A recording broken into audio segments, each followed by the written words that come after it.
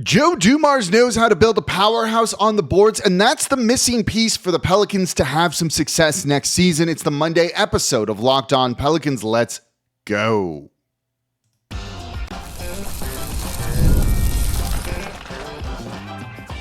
You are Locked On Pelicans, your daily New Orleans Pelicans podcast, part of the Locked On Podcast Network, your team every day. Welcome to another edition of Locked On Pelicans, the daily podcast covering your favorite team, the New Orleans Pelicans and NBA, part of the Locked On Podcast Network, your team every day, available wherever you get your podcasts and available on YouTube.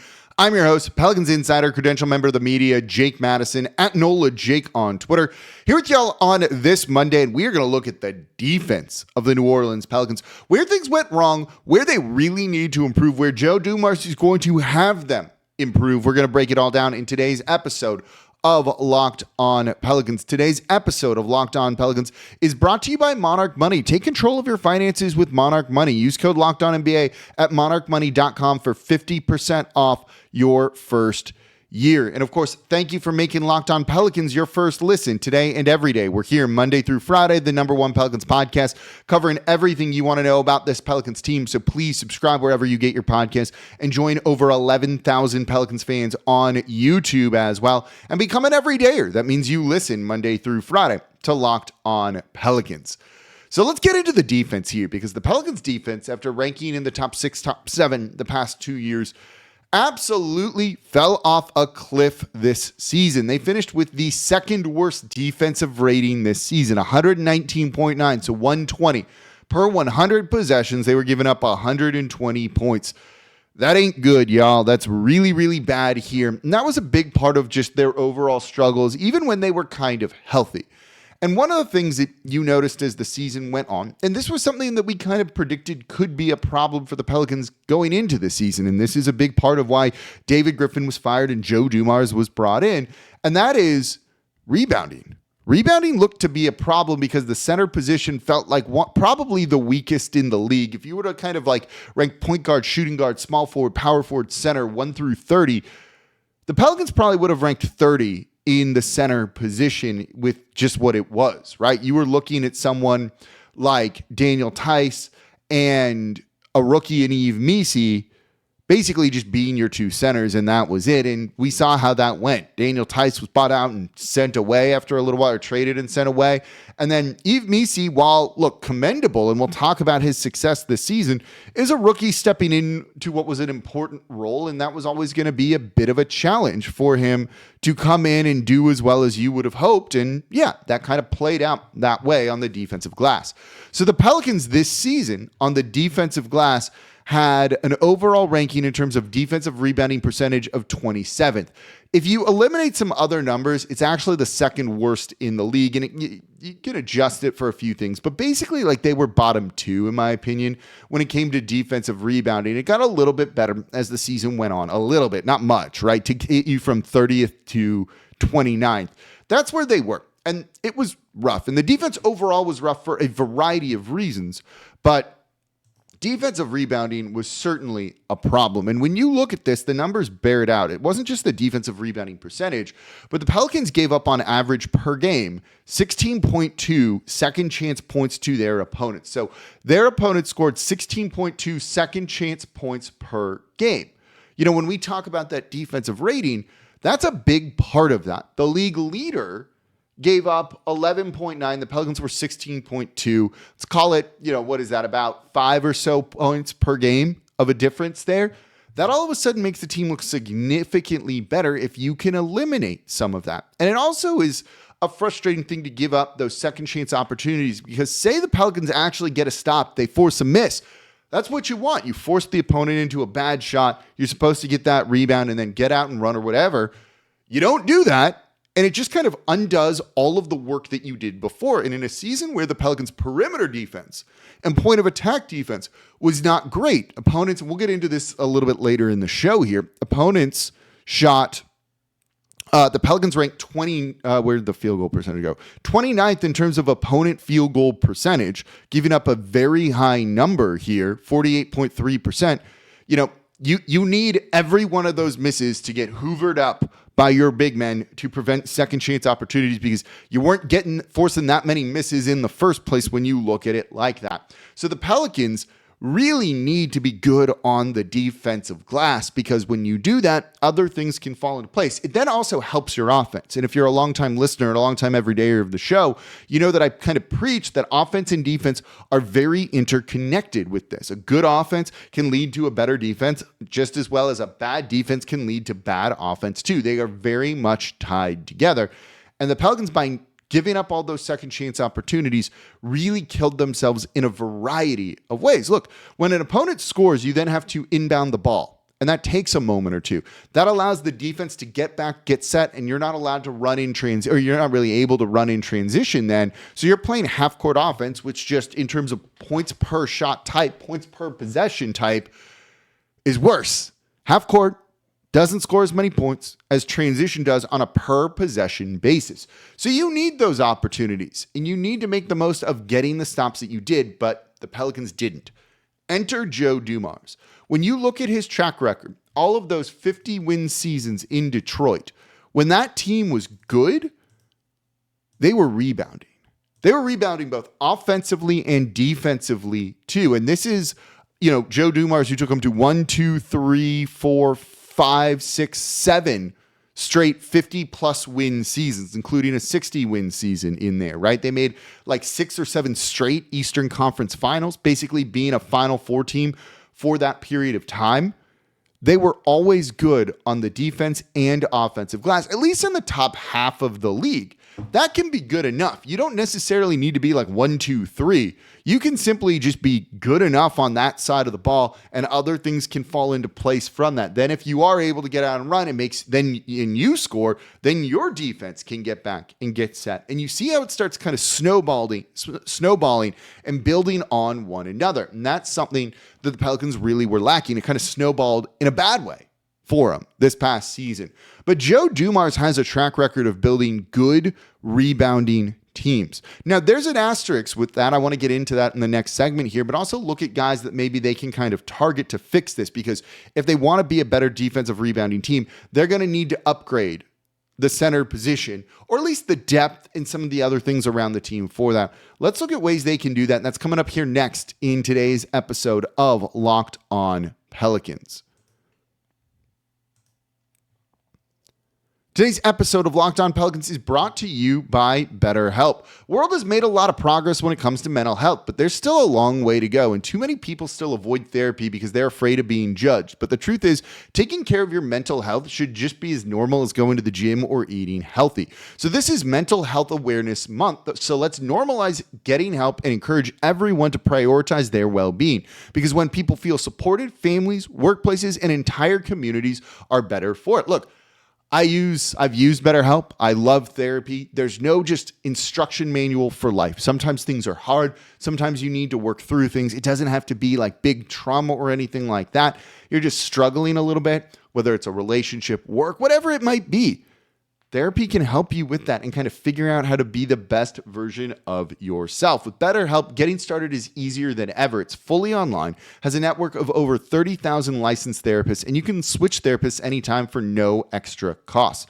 So we're all better with help. Visit BetterHelp.com/LockedOnNBA to get 10% off your first month. That's BetterHelp, HELP.com/LockedOnNBA to get started. And thank you for making Locked On Pelicans your first listen today and every day. We're here Monday through Friday, the #1 Pelicans podcast, covering everything you want to know about this Pelicans team. So please subscribe wherever you get your podcasts and join over 11,000 Pelicans fans on YouTube as well. And become an everydayer. That means you listen Monday through Friday to Locked On Pelicans. So we just kind of went over, and if you're an everydayer, let me know in the comments down below. And by the way, your second listen, Locked On Saints with Ross Jackson. Hung out with him at Jazz Fest over the weekend. That was a lot of fun. Go make sense of everything black and gold and what's going on with Derek Carr post-draft. What's this team going to look like? That's where he comes in with all of this. Go check out Locked On Saints and make them your second listen today. So let's take a look at ways we can upgrade this roster for rebounding. Look, it was a problem last year. Letting Jonas Valanciunas go with no real replacement in place before that was definitely a miss by David Griffin. Look, for years, it was a miss by David Griffin to not get the center that they really needed. Now, look, David Griffin tried. You can't force a trade to happen. It takes two to tango in the NBA. And the Pelicans, look, were close at times, really close at times for Jared Allen. At least twice. I can tell you what the deals were. We're not going to. But they came real close to Jared Allen at least twice. They kicked the tires on Miles Turner and others. Just look, you see it. Miles Turner is not going to be traded now. We can rule him out after, the Pacers just beat the Cleveland Cavaliers in game 1 of their series. So they've tried to address this, but never have. And you could really see it just basically bite them this past year with the defensive rebounding being terrible. Jonas Valanciunas, for all of his defensive faults, wasn't a rim protector, wasn't good on the perimeter. He grabbed defensive boards. Defensive rebounding is defense. Terminating those possessions is a very important thing to do. So how do they do it here?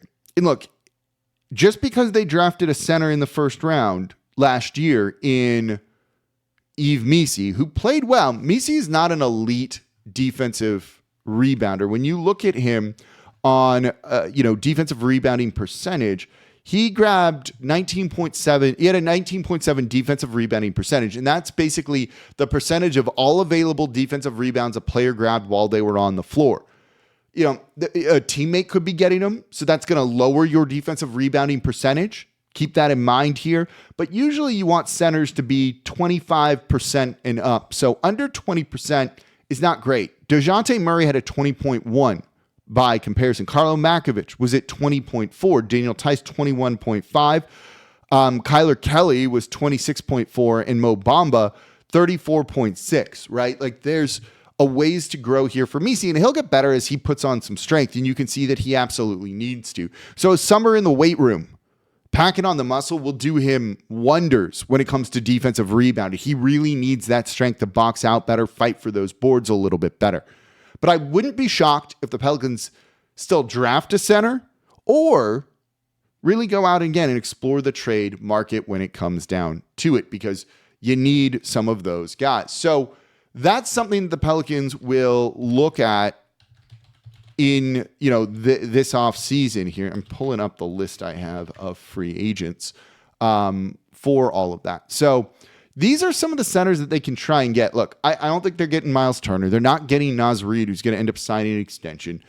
Brook Lopez is going to be there, and depending on what Milwaukee does, is that a direction that they want to go? I think that is, there's some potential there when it comes to it. But overall, right, like it's kind of slim pickings out there when it comes to some of these players and what they're capable of, what you can go out and try and get. So the Pelicans are going to need to get a little bit creative here. Look, Clint Capella is available. That's someone you maybe want to go after, and probably like kind of number one on the list if you're trying to add that, though he's not a three-point shooter. And here's the thing, right? This is what makes it so difficult. Last year, Clint Capella, defensive rebounding rate of 28.2. He's got a career defensive rebounding percentage of 28.8. You need also a court spacer. I think you saw someone like Kelly Olynyk show what Zion with a court spacer can do, and that was a big part of why Zion looks so unbelievable here. It's a weird balancing act with it. Is there a guy that shoots threes and rebounds at a high rate? That could be Brook Lopez. That's certainly not Clint Capella. Of all the people that are going to be available, right? Like, there's not tons. Al Horford is out there, but is he going to come to New Orleans? Will Boston even let him leave? Right? Maybe it's a guy like Luke Cornett, who's someone you want to go and get, who at least can shoot a little, can shoot pretty well, but doesn't have some of the skills that you're looking for. Those are kind of like what the Pelicans are going to be looking at when it kind of comes to some of this stuff here. Does Paul Reed interest you at all? That's the type of player that you are looking at here. So it's not ideal, I think, when you look at it and how they'd go about it in free agency. So that makes a trade most likely, in my opinion. But that's the thing, right? Maybe you get Jared Allen, depending on what happens with Cleveland. But given how they looked, I think they're going to retain him. Miles Turner isn't going anywhere, where he's probably, truthfully, the dream for this team. But I don't think he's going to be available at all. It's not great, right? This is something that may take a little bit to figure out. And here's the thing. You could be a good defensive rebounding team if Zion doesn't play the 4 for you. If you put Zion at the 3, which I think starts to make like more and more sense for the Pelicans over the past year or so, then you can run Yves Missi there. You can get a good rebounding 4 that shoots 3s. There's more stretch 4s than there are stretch 5s. And that kind of fixes some of that problem. Zion is not a good defensive rebounder. He's never going to be a good defensive rebounder at 6'6", right? You can point to Charles Barkley, who was the same size that did it, but Barkley is very much an outlier, and players at 6'6", power forwards at 6'6", just aren't good defensive rebounders. That's just kind of how it goes. Zion makes things pretty tough. He's such a talented player, but he's kind of hard to build around. And this is one of the reasons why. So does this mean maybe you look to do this in the draft, right? You have Kaman Malawach from Duke, who easily could be a guy. He was a fantastic defensive rebounding guy at Duke last season. Per 36 minutes, 11.2 rebounds per game. Those are really, really good numbers, but he is not a court spacer whatsoever, and that's a bit of a problem, but he has good size at 7'2", and that's something that the Pelicans absolutely need more of because they were certainly lacking size last year. You have someone like Derek Queen, I think. Not a great defensive rebounder, but not a bad one either at 10.6. I think people are kind of split on him a little bit when it comes to this draft, but those are the two that would be in the Pelicans' range, but I don't think that necessarily fixes it unless you go with Malawach there, because that's someone who at least is going to like scoop up rebound after rebound. You could look in the NBA to other smaller trade targets, I think, and there's a few that I'm big on, but I don't know if that's going to kind of fix the problem. Someone like Santi Aldama, I think, would be really good for New Orleans, but he's not a great rebounder, in my opinion. I'm pulling up his numbers here to see where he is. He's at 20.3 last year, so basically Yves Missi's numbers, and at least he shoots 3s, and at 6'11", he does have good size. He'd be like my number 1 guy. Could you put him in the front court alongside Missi with Zion at the 3? But if your front court is Santi Aldama and Yves Missi starting, or Kelly Olynyk and Yves Missi starting, right? Like that screams like play-in tournament team to me. And that's not what we want to see from the Pelicans next season.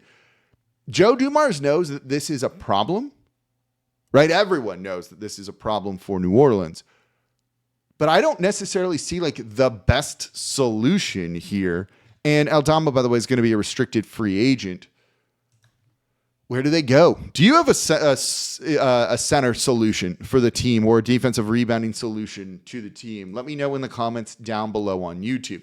So the defense struggling last year, though, wasn't just about defensive rebounding or rim protection, all of those things. In fact, at least early on in the season, it was a different area. I'll tell you what that is coming up here next in today's episode of Locked On Pelicans.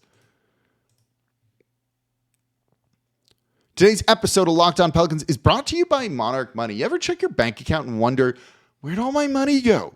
Between dining out, online shopping, entertainment, it's very easy to lose track. And that's where Monarch Money comes in. It's your personal CFO giving you full visibility and control over your finances. Monarch Money isn't just a budgeting app. It's a complete financial command center. So you can track all your accounts, investment, and spending in one place. So you stop just managing your money and you start building wealth. So when I started using Monarch Money, I realized how much I was spending on food delivery. Those fees and things just really add up when you do that a couple of times a week. Now, cooking more, budgeting smarter, saving more money. And instead of juggling multiple apps, you can use Monarch to check your finances, track spending, even plan long-term goals, whether it's buying a car, saving up for a house. Maybe you just got a big purchase you've got to make in the next month or so. Monarch's going to help you do all of that. So take control of your finances with Monarch Money. Use code LOCKEDONNBA at monarchmoney.com for 50% off your first year. That's monarchmoney.com, code LOCKEDONNBA for half off your first year.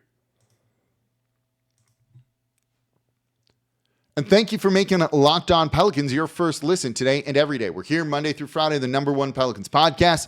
Now for your second listen, check out Locked On NBA Game Night. Every game, every night until an NBA champion is crowned. Get local analysis on a national scale. Find NBA Game Night on Locked On NBA on YouTube or wherever you listen to your podcast. Listen to the Friday show at the very least, because I'm on there every Friday. We got NOLA representation on the big national stage. That thing does like massive listens. So it's really cool that we get New Orleans representation on there. There's also a Locked On NFL that Ross Jackson hosts the day of as well. So I don't know. I find that pretty cool that you got both the Saints and Pelicans on there when, it's not just big markets and things like that. So that's kind of awesome to me. Okay, so let's keep going here looking at the defense for the New Orleans Pelicans. Really bad last year. An area, though, when they were, and again, we knew defensive rebounding was going to be a problem.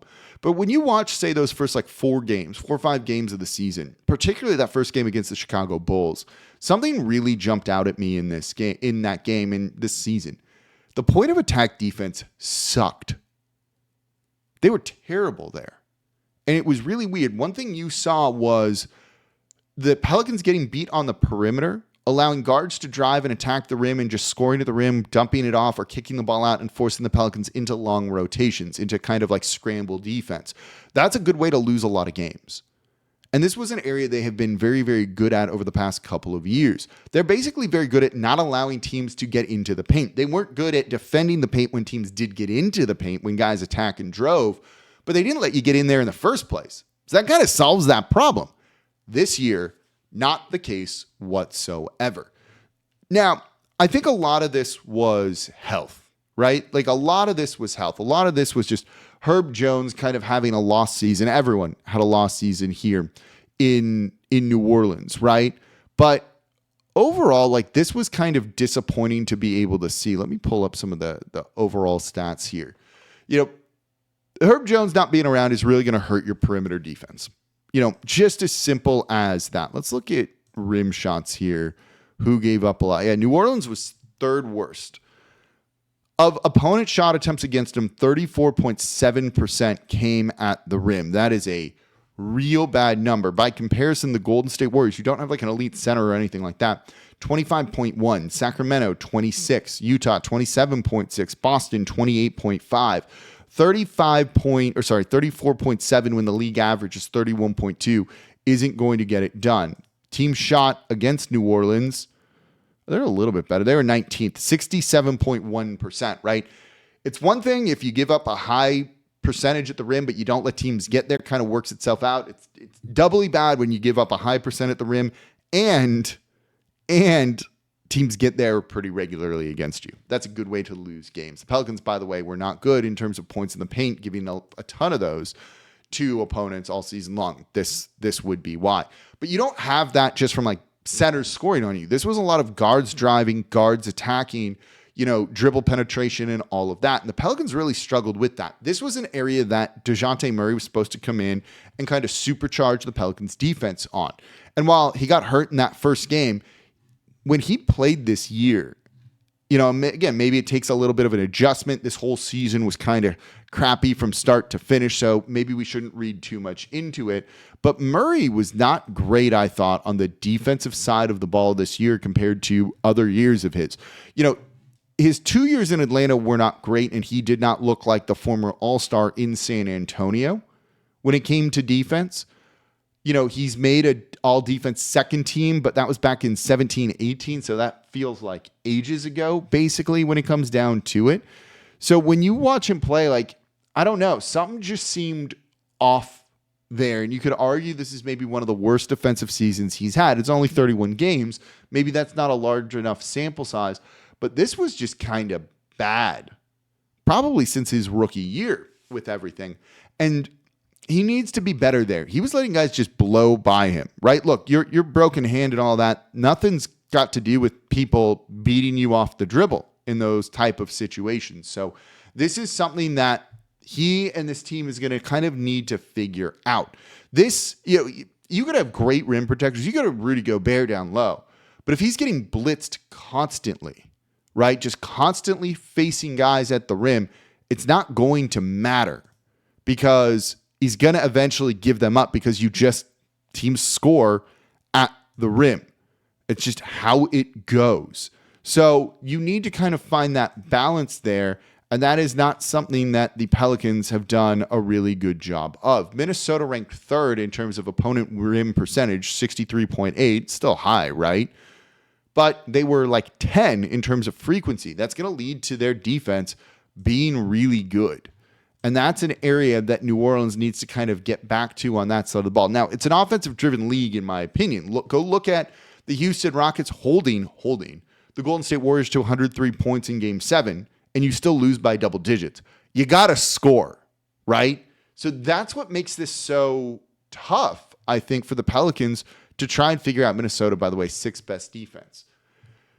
It's a weird balancing act with all of this. Look, building a team in the NBA is hard, right? Like, it's just hard when it comes down to it.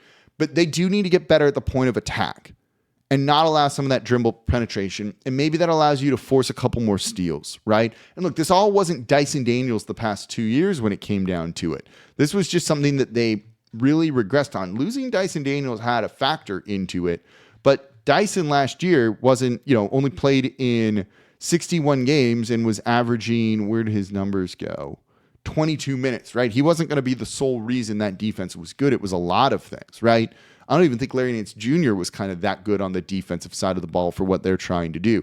But they really lost a lot at the center position, and it seemed like everything else kind of fell apart from there. And maybe if they did have rim protection, we wouldn't be talking about that kind of point of attack defense because, well, you have someone to clean it up, and that at least fixes things. That's why you look at Minnesota, kind of where they are in terms of frequency of shots at the rim. It's like, well, it's not elite, but it's good enough. And that's what the Pelicans need to try and figure out because they're not going to go anywhere unless they're playing some defense. Maybe not. You could look at the Indiana Pacers and be like, well, they play no defense, haven't played defense for a couple of years, and they had a 50-win season this past year. But defensively, they were better this year than you kind of think. And while, yeah, they score a lot and often give up a lot, there's a couple of things they do relatively well on the defensive side of the ball that goes a really long way towards them kind of being who they are. Also, the offense is a factor in that too, that they don't turn the ball over and those sorts of things. Pelicans got to figure out, but Joe Dumars has a track record of building those good teams and building teams that go to, that's what I meant to say earlier. Sorry, we'll bring it home here, right? I said there's an asterisk on it where his teams were good defensive rebounding teams. He had Ben Wallace there, who was elite, right? Like a defensive player of the year, all defense kind of guy regularly. You don't have that guy here, so I don't know if you can necessarily look at those teams and just go, if we improve the rebounding, we'll be fine. There's more problems here in terms of roster construction and things they need to figure out. And he also ran a ton of bigs, right? This is a different era where you're not going to have like of your rotation guys, 4 of them main ones being all big men, which is going to help you in terms of rebounding because those bench lineups are going to kill it on the defensive glass. They're not going to do anything else, but they'll do that. That worked 20 years ago. That's not going to work now necessarily. So that's something that, I think Joe Dumars understands the game today. I'm sure he's grown. I'm sure he's aware of league trends and things like that. And people in the Pelicans' current front office are aware of league trends. Hopefully he's able to kind of realize that. I think he will. I'm not worried about that sort of thing. But that's going to be a big key when it comes to building this team, this roster out for the future. All right, that's going to do it for this episode of Locked On Pelicans. As always, I'm your host, Jake Madison, at NOLA Jake on Twitter. We are part of the Locked On Podcast Network, your team every day. Become an everydayer, subscribe, and I'll be back with y'all tomorrow.